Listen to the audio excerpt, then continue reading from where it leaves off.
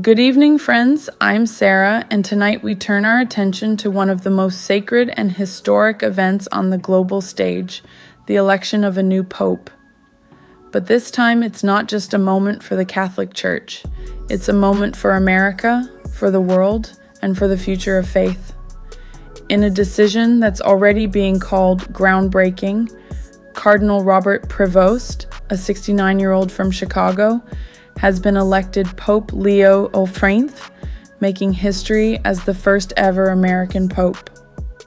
Let's take a step inside the Sistine Chapel, where just days ago, the famous frescoed ceiling looked down on 133 cardinals as they cast their votes in the world's most private and spiritual election. And while it's normally packed with tourists, this week it became something far more sacred, a place of silence, discernment, and divine guidance. On Friday morning, that same space was filled with reverence as Pope Leo XIV celebrated his first Mass as pontiff, a private service with the cardinals who placed their faith in him to lead 1.4 billion Catholics worldwide. Now, some of you may be wondering, how did a man from the heart of Chicago end up on the throne of St. Peter? Many thought the idea of an American pope was unlikely, given the United States' global political influence. But Leo's story goes beyond borders. He spent years in Peru as a missionary and even holds dual citizenship. That global perspective may have calmed concerns and positioned him as a true bridge between continents, cultures, and communities. And speaking of bridges, let's talk about symbolism.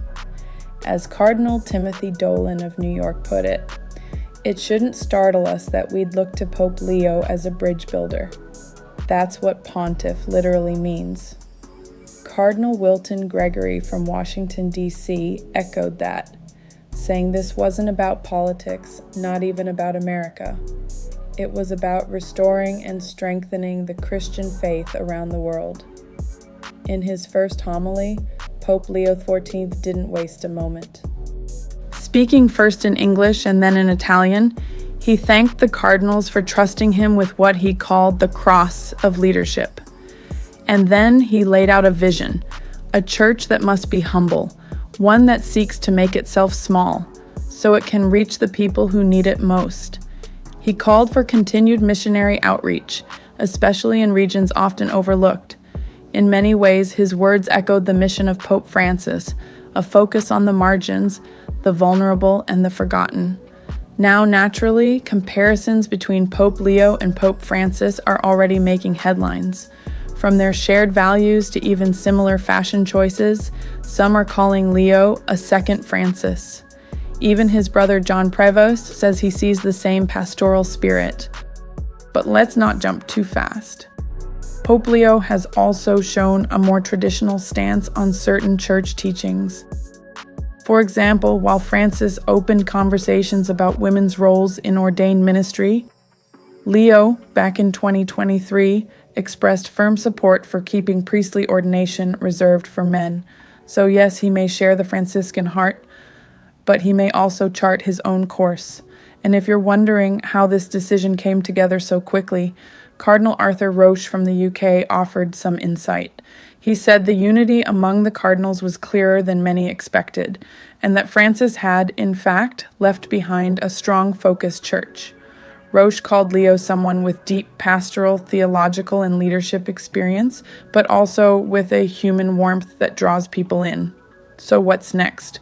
Although he's already begun his sacred duties, Pope Leo XIV's official papacy will begin on May 18th with a grand inaugural Mass in St. Peter's Square. His first public audience will take place just a few days later on May 21st. Let me close with this. This isn't just a new chapter for the Catholic Church. It's a chapter that could reshape the Church's relationship with the world and with modern society. In Pope Leo XIV, we see a man rooted in American grit, shaped by global experience, and now called to spiritual leadership on a scale few could imagine. And whether you're Catholic or not, whether you see this through a lens of faith or of history, one thing is clear. The world is watching, and the church is listening. I'm Sarah, and this has been your NewsXstream special report. Stay with us as we follow Pope Leo XIV's journey and the impact of his leadership in this defining moment for faith, unity, and renewal.